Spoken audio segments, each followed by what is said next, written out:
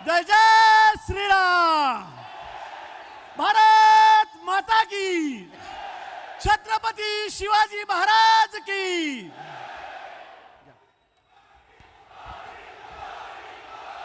सगळ्यांनी उभं राहून हात वर करून जोरात टाळ्या वाजवायच्या आहेत। धन्यवाद। सगळ्यांनी बसून घ्या। सुस्वागतम, सुस्वागतम, शुभ स्वागतम। मैं हूं मोदी का परिवार। आणि आज विकास पुरुष माननीय भारताचे पंतप्रधान नरेंद्रजी मोदी साहेब महायुतीच्या या प्रचारासाठी उपस्थित आहेत। त्यांच्या स्वागताकडे आपण वळत आहोत। लगेचच मी भारतीय जनता पक्षाचे जिल्हा अध्यक्ष शंकररावजी वाघ, तसंच सुनीलजी बच्छाव, प्रशांतजी जाधव आणि दिंडोरी लोकसभा प्रमुख माननीय बाळासाहेबजी सानप यांना विनंती करते की त्यांनी माननीय पंतप्रधान मोदी साहेबांचं स्वागत करावं आणि ते पण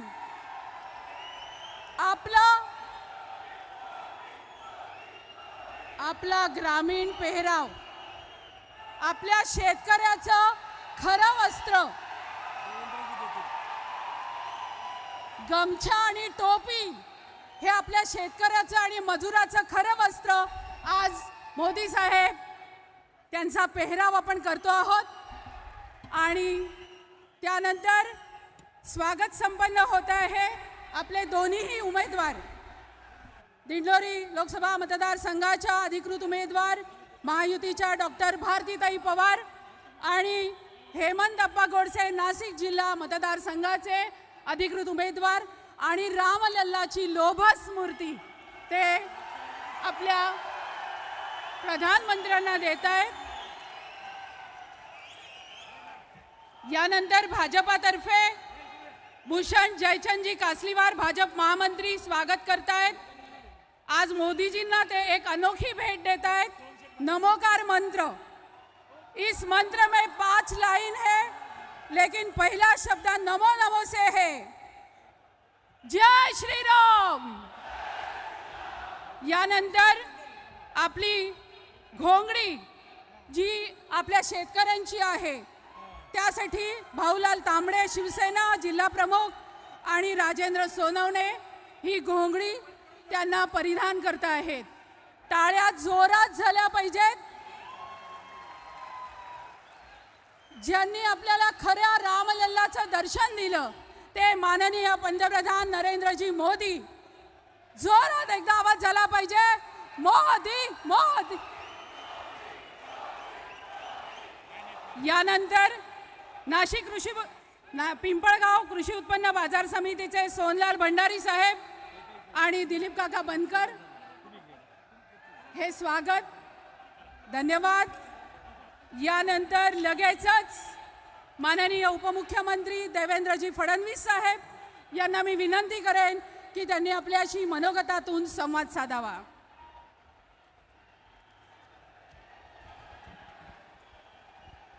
भारत माता की, भारत माता की, छत्रपती शिवाजी महाराज की, धर्मवीर छत्रपती संभाजी महाराज की। जय श्री राम, जय जय श्री राम। हिंदवी स्वराज्याचे सरसंस्थापक छत्रपती शिवरायांना मानाचा मुजरा करतो। भारतीय राज्यघटनेचे शिल्पकार भारतरत्न डॉक्टर बाबासाहेब आंबेडकर यांना मानवंदना अर्पित करतो। खऱ्या अर्थानं ज्यांनी शिक्षणाची मुहूर्तमेढ केली ते महात्मा ज्योतिबा फुले, क्रांतीज्योती सावित्रीबाई फुले यांनाही वंदन करतो आणि क्रांतीवीर भगवान बिरसा मुंडा यांच्या चरणी नमन करतो। आज मंचावर उपस्थित असलेले अखिल विश्वातील सर्वाधिक लोकप्रिय नेते आणि आपले प्रधानमंत्री माननीय नरेंद्र मोदीजी, आपले उमेदवार भारतीताई पवार, नाशिकचे आपले उमेदवार हेमंतप्पा गोडसे, भागवत कराड जी, माननीय छगन भुजबळ जी, राधाकृष्ण विखे पाटील जी, गिरीश भाऊ महाजन जी, दादा भुसे जी, नरहरी झिरवळ जी, आमदार देवयानी फरांदे, सीमाताई हिरे, राहुल अहेर, राहुल डिकले, दिलीप काका बनकर, सुहासजी कांदे, सरोजताई अहिरे, अमृताताई पवार, विजयजी चौधरी, विजयजी साने, बाळासाहेब सानप, लक्ष्मण सावजी, सुनील बछाव, प्रकाश लोंढे, शंकर वाघ, धनराज महले, प्रशांत जाधव, मोहनराव अमृते, मंचावरील सर्व मान्यवर आणि एवढ्या विराट संख्येने या ठिकाणी उपस्थित असलेल्या माझ्या माता भगिनी आणि बंधूंनो, खऱ्या अर्थानं गंगा पुत्र माननीय मोदीजी गंगेच्या काठावर काशीमध्ये आपला फॉर्म भरल्यानंतर या दक्षिण काशीला गोदावरीच्या किनाऱ्यावर तुम्हाला भेटण्याकरता आले आहे. बंधू भगिनींनो, गंगा पुत्र मोदीजींना मी एवढीच विनंती करणार आहे की आमच्या या नाशिकमध्ये, नगरमध्ये आणि मराठवाड्यामध्ये आमची जी तहान आम्हाला भागवायची आहे, त्याकरता पश्चिमी वाहिन्यांचं जे पाणी आणायचं आहे, जे नार पारचं पाणी आणायचं आहे, त्याची व्यवस्था आम्ही केली आहे. फक्त मोदीजींचा आशीर्वाद आम्हाला हवा आहे. आणि आपल्याला माहिती आहे, मोदी है तो, मोदी है तो, मोदी है तो. त्यामुळे मी विश्वासानं सांगतो, तुमचं सरकार हे पाणी या ठिकाणी आणल्याशिवाय राहणार नाही. बंधू भगिनींनो, दुसरी गोष्ट मला सांगायची आहे. आज आपल्याकडे उपभोक्ता आणि शेतकरी यांच्यामध्ये कधी कधी कांद्याचा वांधा तयार होतो आणि आमच्या शेतकऱ्यांची अडचण होते. राज्याचं सरकार मागे उभं राहतं, पण मला विश्वास आहे, आम्ही मोदीजींना विनंती केली आहे, त्यांनी सांगितलंय येत्या काळामध्ये एक नवीन मेकॅनिझम कांद्याकरता आम्ही अशी तयार करणार आहोत की ज्या माध्यमातून या ठिकाणी आमचा शेतकरी हा कुठल्याही परिस्थितीत अडचणीत येणार नाही आणि त्याला मदत करण्याची आवश्यकता ही राज्य सरकारला देखील पडणार नाही. बंधू भगिनींनो, तुम्हाला एवढीच विनंती करतोय, तुम्ही निवडणूक पाहतात. आता या निवडणुकीमध्ये मोदीजींच्या विकासाला उत्तर देता येत नाही, मोदीजींसमोर मत मागता येत नाही, कोणी आता मतदान करायला तयार नाही. असं लक्षात आल्यानंतर आता भारतातले मत संपले तर पाकिस्तानमधनं मत मागण्याचा प्रयत्न चाललाय.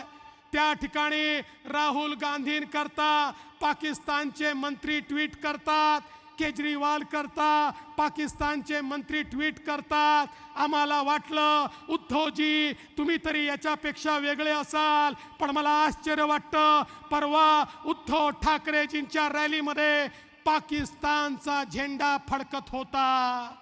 काय दुर्दैव आहे बघा.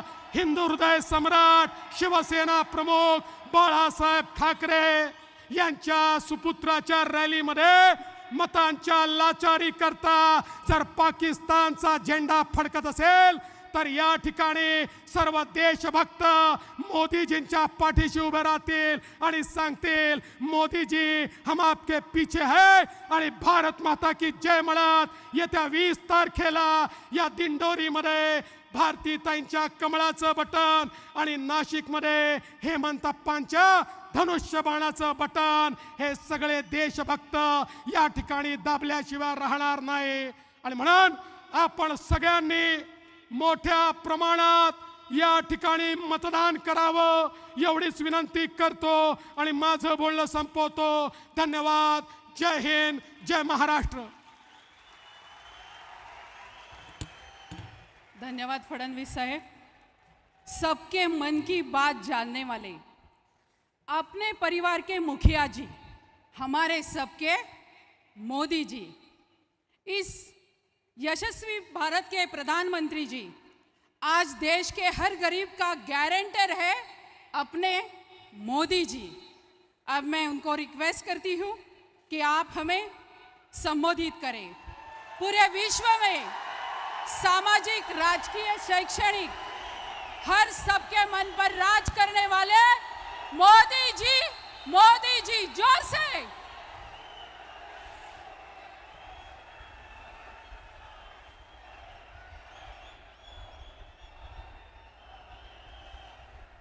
जय शिवाजी,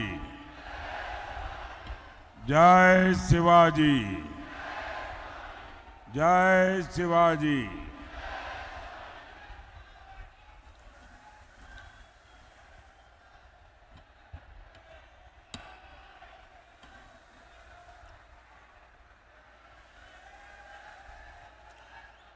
सप्तशृंगी मातेला आणि नाशिकच्या प्रभू श्री रामचंद्रांना नमन करतो।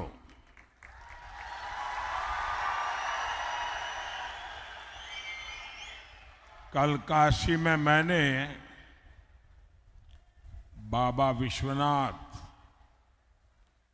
और काल भैरव का आशीर्वाद लेकर नामांकन किया और आज यहां त्र्यंबकेश्वर की धरती पर हूं। भगवान कालाराम की धरती पर हूं। मैं सभी को प्रणाम करता हूं। साथियों, आपकी सेवा यही मेरे जीवन का सबसे बड़ा लक्ष्य है।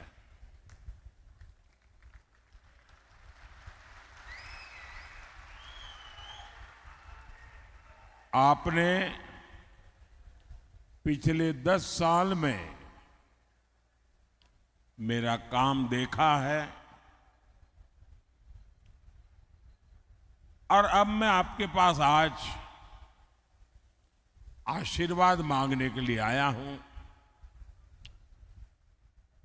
तीसरे कार्यकाल के लिए आशीर्वाद मांगने आया हूं। विकसित भारत बनाने के लिए आशीर्वाद मांगने के लिए आया हूं। साथियों, एनडीए गठबंधन को कितनी बड़ी जीत मिलने जा रही है, इसका पता यहां इंडी गठबंधन के एक बड़े नेता की बातों से भी पता चलता है। वो जानते हैं कि इंडी गठबंधन का जो मुख्य दल है कांग्रेस,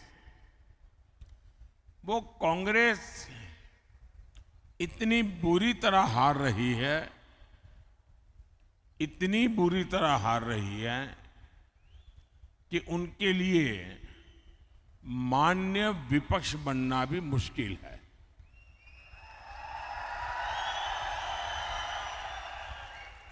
और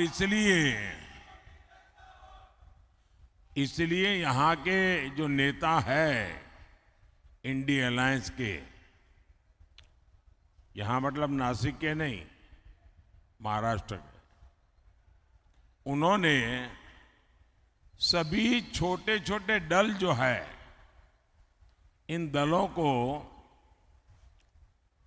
ये सुझाव दिया है कि चुनाव समाप्त होने के बाद इन सभी छोटी पार्टियों ने कांग्रेस में मर्जर कर देना चाहिए, यानी अपने अपने शटर बंद कर देने चाहिए, क्योंकि उनको लगता है कि अगर ये सभी दुकानें उस दुकान में मिल जाएगी तो शायद इतना नंबर हो जाए ताकि वो मान्य विपक्ष बन जाए। ये हाल है इनका। साथियों, ये नकली शिवसेना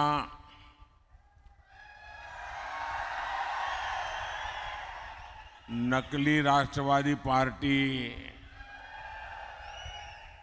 इसका कांग्रेस में विलय होना पक्का है।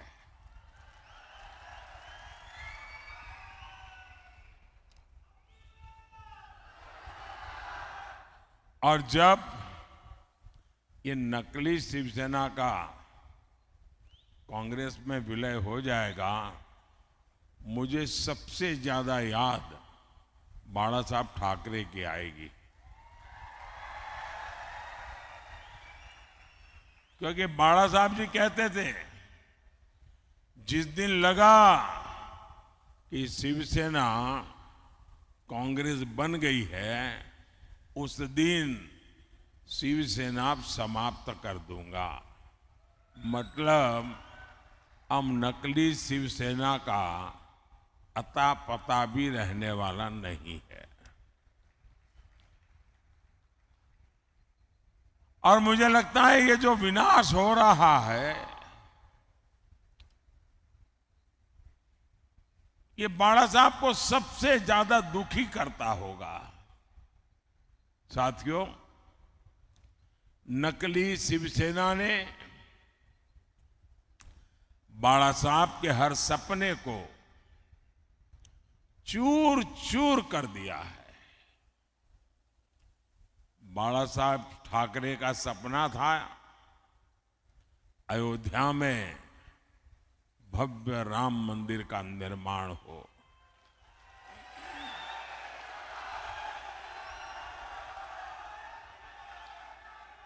बाला साहब का सपना था जम्मू कश्मीर से आर्टिकल 370 खत्म हो। ये सपना पूरा हुआ, लेकिन इससे सबसे ज्यादा चीड़ ये नकली शिवसेना को हो रही है। कांग्रेस ने प्राण प्रतिष्ठा के निमंत्रण को ठोकर मारी। नकली शिवसेना ने भी वही रास्ता चुना। कांग्रेस के लोग मंदिर के लिए अनाप शनाप बातें कर रहे हैं और नकली शिवसेना एकदम चुप है। इनकी ये पार्टनरशिप पाप की पार्टनरशिप है और पूरे महाराष्ट्र के सामने इनका पाप एक्सपोज हो चुका है। साथियों, ये नकली शिवसेना वाले उस कांग्रेस को सिर पर उठाए घूम रहे हैं जो कांग्रेस वीर सावरकर जी को दिन रात गालियां देती है। महाराष्ट्र की स्वाभिमानी और राष्ट्रभक्त जनता ये जब देखती हैं, ये जब सुनती हैं, तो महाराष्ट्र के लोगों का गुस्सा 7वें आसमान पर चढ़ा हुआ है। लेकिन अहंकार शिवसेना, नकली शिवसेना में इतना आ गया है कि उनको महाराष्ट्र के लोगों की भावना की भी कोई परवाह नहीं है, उनको कोई फर्क नहीं पड़ रहा है। कांग्रेस के आगे घुटने टेकने वाली नकली शिवसेना को सजा देने का मन पूरे महाराष्ट्र ने बना लिया है। और 4 चरण के जो चुनाव हुए हैं, इन चारों चरण में इनको चारों तरफ से चित्त कर दिया है जनता ने।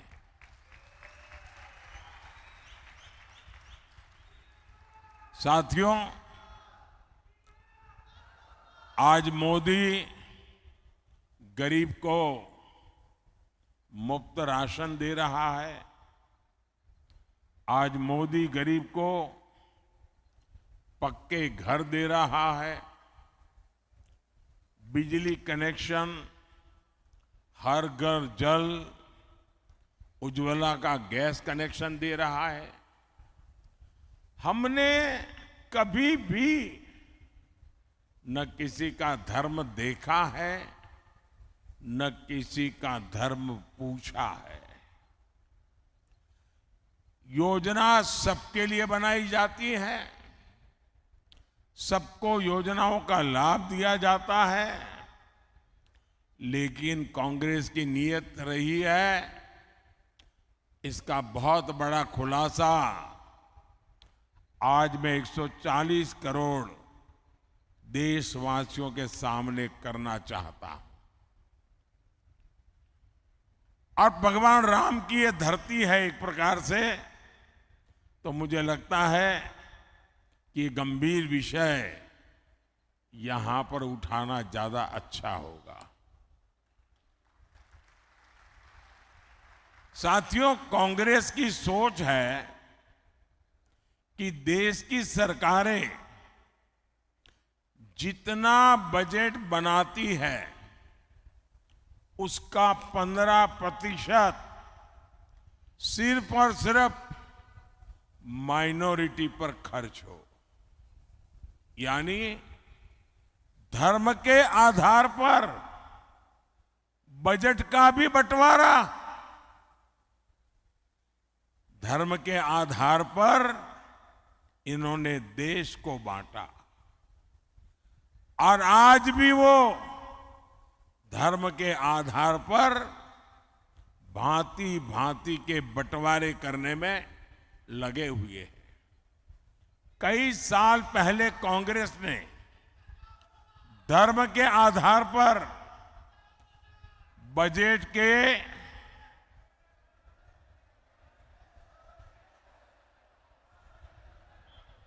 आवंटन को हरी झंडी दिखा दी थी।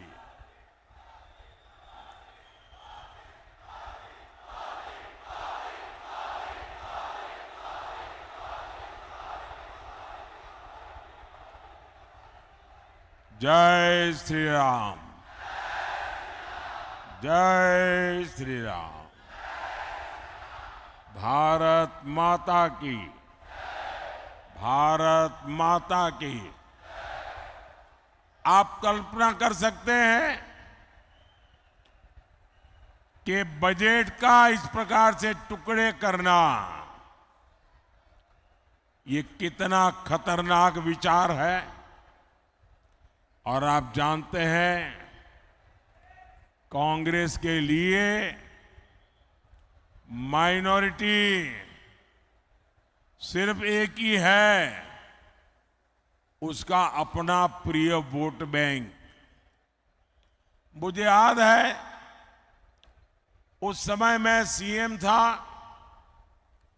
और जब ये बात कांग्रेस ने उठाई थी तो मैंने उसका मुख्यमंत्री रहते हुए पुरजोर विरोध किया था। कांग्रेस उस समय चाहती थी कि देश के सारे बजट का 15% सिर्फ मुसलमानों पर खर्च हो। तब भाजपा के जबरदस्त विरोध के बाद ये कामयाब नहीं हो पाए थे, लेकिन अब ये सारे पुराने एजेंडे की उसको लागू करने पर तुले हुए हैं। बाबा साहब आंबेडकर धर्म के आधार पर आरक्षण के खिलाफ थे, लेकिन कांग्रेस कह रही है कि एससी, एसटी, ओबीसी और गरीबों का आरक्षण छीनकर मुसलमानों को दे देगी। कांग्रेस आपकी संपत्ति को भी जब्त करके उसका हिस्सा अपने वोट बैंक को देने की तैयारी में है। लेकिन कांग्रेस और इंडी अगाड़ी वाले कान खोल करके सुन ले, मोदी धर्म के आधार पर न बजट बांटने देगा और न ही धर्म के आधार पर आरक्षण देगा।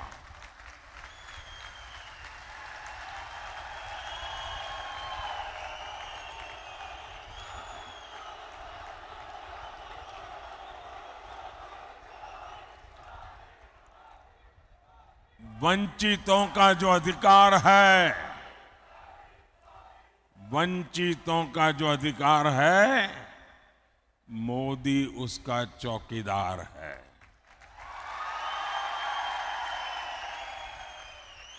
भाइयों और बहनों, हम तो छत्रपति शिवाजी महाराज की प्रेरणा से काम करने वाले लोग हैं।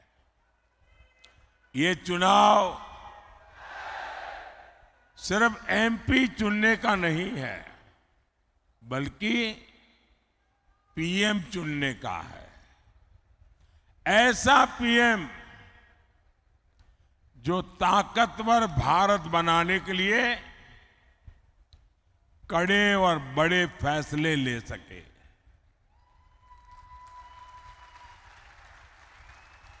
आप देखिए, कोरोना का इतना बड़ा संकट काल आया, भारत ने इसका डटकर मुकाबला किया, कोरोना को हराया। इसमें आरोग्य विभाग में हमारी बहन भारती पवार जी, जो इस विभाग को देखती थी, उनका शांत और सेवा भाव बहुत काम आया। आज कोरोना के विरुद्ध भारत की लड़ाई की प्रशंसा पूरी दुनिया कर रही है। भारती जी के प्रयासों से यहां नासिक जिले के गांवों में करीब 600 आयुष्मान आरोग्य मंदिर बने हैं। यहां दर्जनों जन औषधि केंद्र खुले हैं। इन केंद्रों पर 80% डिस्काउंट पर दवाएं दी जा रही है। इतना ही नहीं, नासिक की 2 लाख से अधिक गर्भवती महिलाओं के खाते में 6-6 हजार रुपया भेजा गया है। सिकल सेल एनीमिया से मुक्ति हो या फिर बच्चों का टीकाकरण, सरकार ने गरीब कल्याण का प्रयास पूरी ईमानदारी से किया है। साथियों, आपके स्वास्थ्य को लेकर अब तो मोदी ने एक और बड़ी गारंटी दी है। अब महाराष्ट्र के सभी परिवारों के 70 साल से ऊपर के जो बुजुर्ग हैं, उनको 5 लाख रुपए तक का मुफ्त इलाज ये मोदी की जिम्मेवारी रहेगी।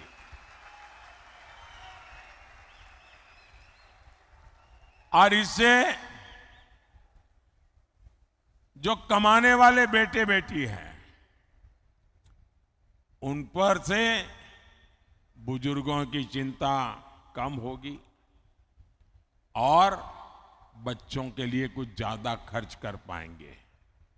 भाइयों और बहनों, मोदी का पूरा फोकस किसान, नौजवान, नारी शक्ति और गरीब के सशक्तिकरण पर है। शेतकारी समाज ने मोदी के 10 साल भी देखे हैं। इससे पहले कांग्रेस, राष्ट्रवादी के भी दशकों का राज देखा है। और तब कृषि मंत्री तो यही महाराष्ट्र के ही थे, लेकिन तब कांग्रेस और इंडी अघाड़ी ने आपकी कोई चिंता नहीं की। आज पीएम किसान सम्मान निधि के 12,000 रुपये हर साल यहां हर किसान परिवार को मिलते हैं। यानी आने वाले 5 साल में कम से कम 60,000 रुपये हर किसान को मिलना तय है। पहले 1 पैसा भी मिलता था क्या?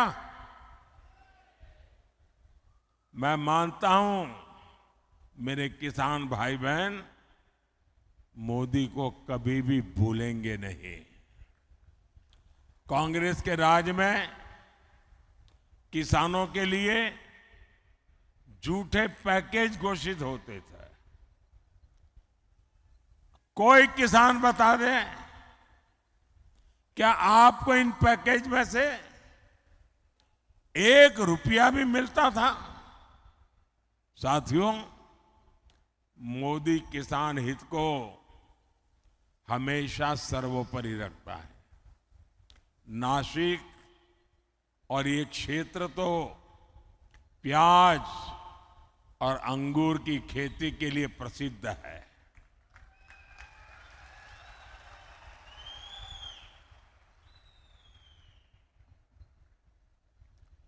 ये हमारी सरकार है जिसने पहली बार प्याज का बफर बनाने की व्यवस्था शुरू की।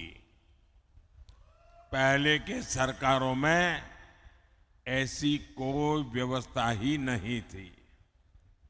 हमने पिछले सीजन में 7 लाख मैट्रिक टन प्याज किसानों से खरीदा है।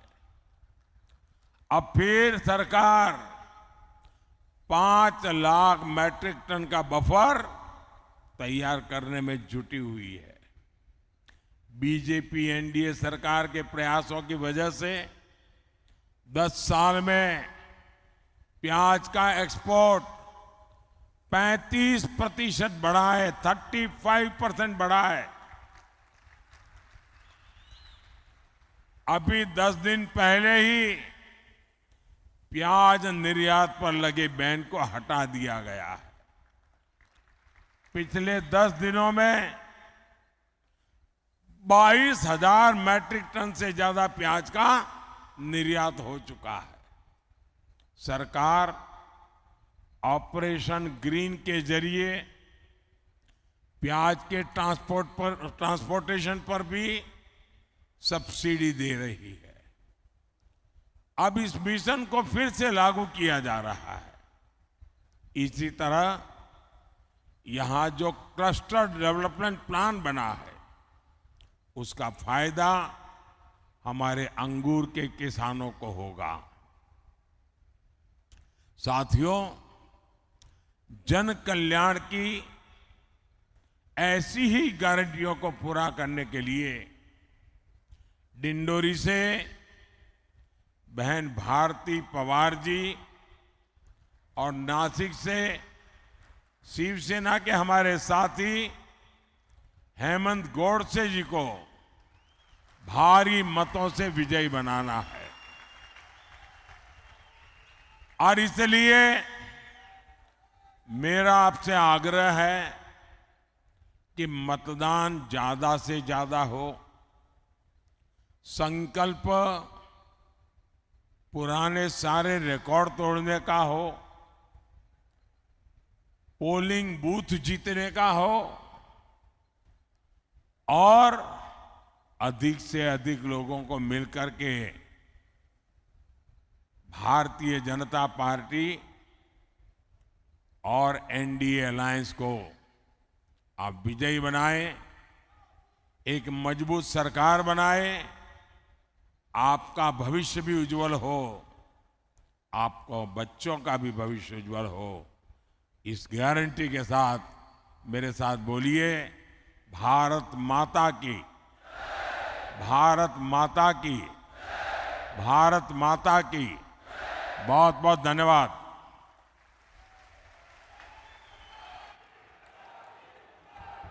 इस देश का गरीब, किसान, मजदूर, सामान्य जनों के मसीहा और विकसित भारत का संकल्प लेकर चलने वाले हमारे यशस्वी प्रधानमंत्री जी मोदी जी साहब का जोर से आप आभार करेंगे, तालियां बजाकर, ऊपर हाथ करके।